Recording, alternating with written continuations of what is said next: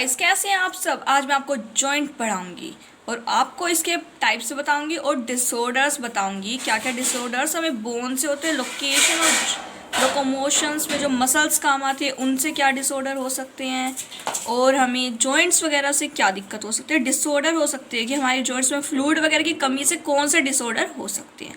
अगर आपको वीडियो पसंद आई तो लाइक ज़रूर करना और चैनल को सब्सक्राइब एंड शेयर करना ना भूलें। Now I start this topic joints. Now guys, जैसा कि मैंने आपको बोला था कि मैं आज आपको जॉइंट्स भी पढ़ाऊंगी, तो मैं शुरुआत जॉइंट्स से ही कर रही हूँ। नाउ अब मैं आपको जॉइंट्स एक्सप्लेन करना शुरू करती हूँ। Joints are essential for all type of movement involving the bony parts of the body. Without joint parts आप मूव ही नहीं कर सकते। करके देख लो, आपके जो हाथ हैं, पैर, इनके अंदर जॉइंट है। अगर ये जॉइंट्स नहीं हो ना तो आप मूव ही नहीं कर पाओ। तो जॉइंट्स हमारे लिए इसेंशियल हैं।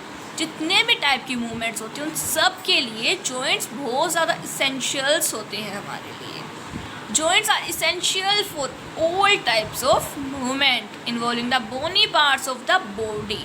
बॉडी के छोटे से छोटे पार्ट को मूव कराने के लिए जॉइंट्स होते हैं।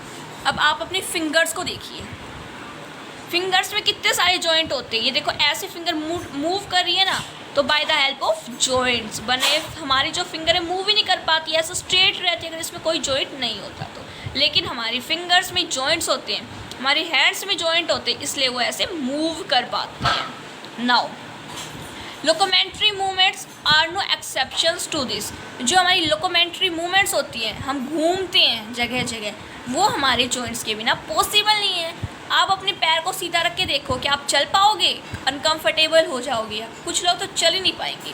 लेकिन जॉइंट्स के कारण जो हमारी लोकोमोटरी मूवमेंट्स होती हैं वो पॉसिबल हो पाती हैं।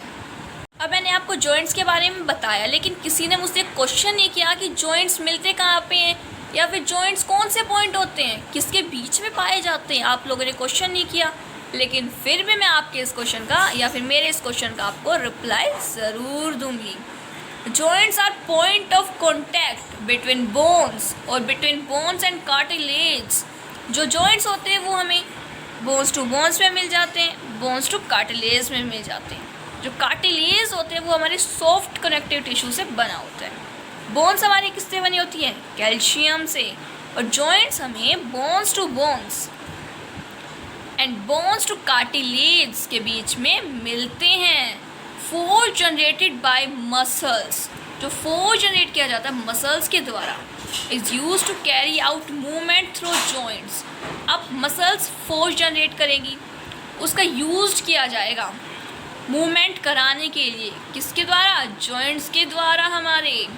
Where the joints act as a fulcrum यानी कि फ्लूक्रियम, यानी कि एक फ्लूइड की तरह एक्ट करते हैं जॉइंट्स हमारे। The mobility at this joint very depending on different factor.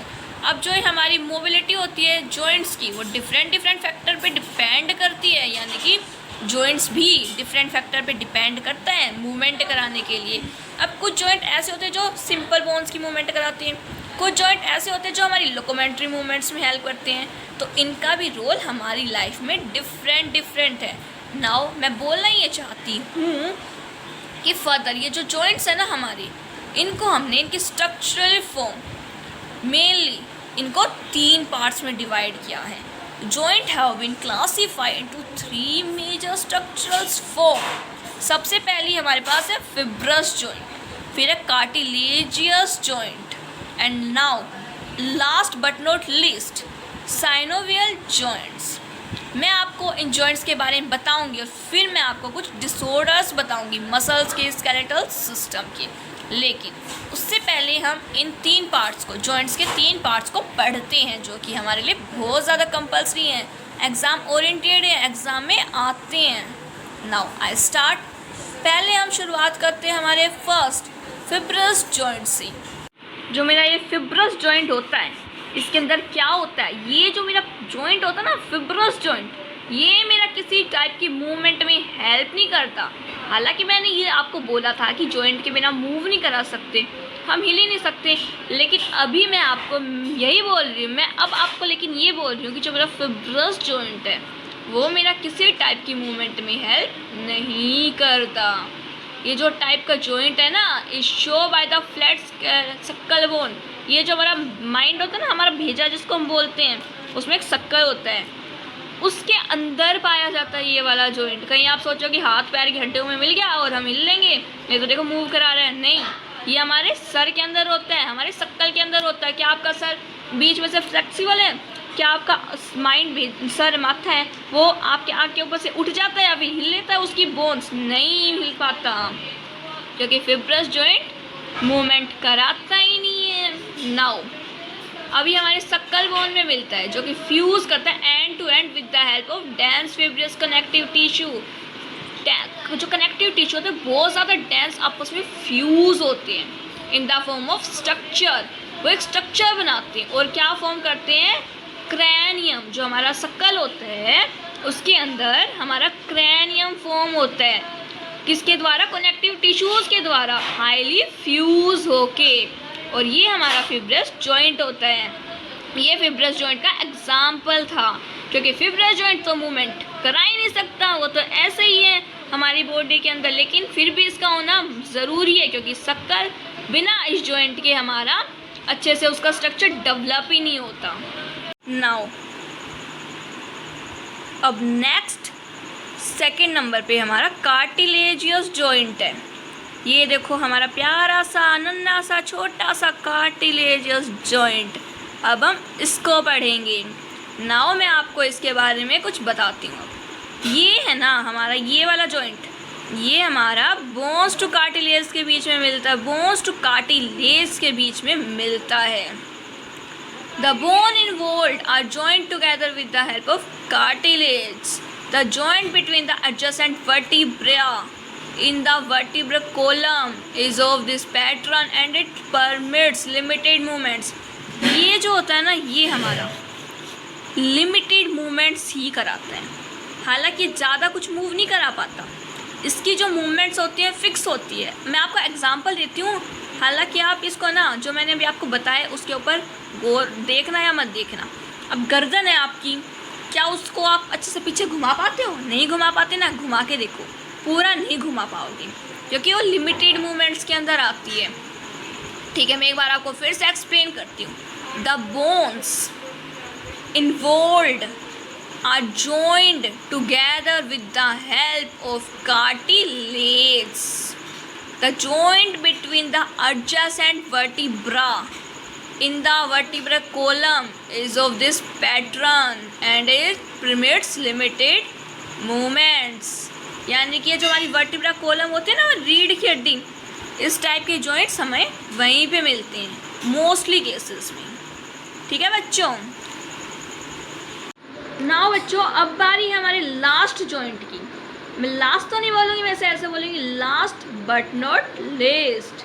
हमारा last but not least joint है साइनोवियल जॉइंट। अब मैं आपको इसके बारे में बताती हूँ। चलो शुरुआत करते हैं। Synovial joints are characterized by the presence of a fluid-filled synovial cavity between the articulating surface of the two bone. जो articulating surface होता है ना two bones का, ये joints उनके बीच में हमें मिलते हैं, उनके बीच में एक synovial cavity हो जाती है। जो articulating surface होता है, ये दो बोन है, इनके बीच का आर्टिकुलेटिंग सरफेस मान के चलो। उस आर्टिकुलेटिंग सरफेस के बीच में जो हमारा साइनोवियल कैविटी है ना, वो मिलेगी हमें, और उस साइनोवियल कैविटी के अंदर हमें हमारा साइनोवियल फ्लूइड मिलेगा। ठीक है बच्चों। और इस टाइप की जो मूवमेंट्स होते हैं, इस टाइप की अरेंजमेंट्स, वो हमारी क्या कराती हैं, अलाउ करती है कंसिडरेबल्स मूवमेंट्स को। ये जो जॉइंट होते हैं ना, ये हमारी लोकोमोशन में हेल्प करते हैं और अदर मूवमेंट्स के अंदर। अब तक मैंने आपको क्या बताया, इसके अंदर मूवमेंट नहीं होगी, इसके अंदर लिमिटेड मूवमेंट होगी, लेकिन इसके अंदर जो है ना हमारी वो कंसिडरेबल मूवमेंट्स होंगी। ये लोकोमोशन में भी हेल्प करता है। जो इसकी मूवमेंट्स होंगी ना वो हमारी लोकोमोशन में भी हेल्प करती हैं। नाउ अब देखते हैं जो बाल एंड सक्केट जॉइंट होते हैं ना between the humerus and pectoral girdles. Hinge joint, knee joints इसको हम बोलते हैं। Pivots joint between atlas and axis etceteras.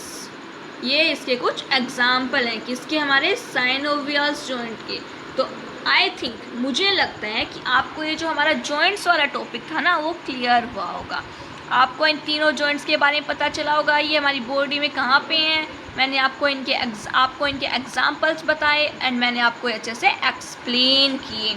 Now अगर आपको कोई भी डाउट हो तो कमेंट में ज़रूर पूछना and please share, subscribe and like this channel. अब मैं आपको disorder of muscles and skeletal system explain करती हूँ। सबसे पहला जो डिसऑर्डर मैं आपको बताऊंगी वो हमारा माइस्टीनिया ग्रेविस है। कौन सा है वो हमारा? Myasthenia gravis. Now start this topic.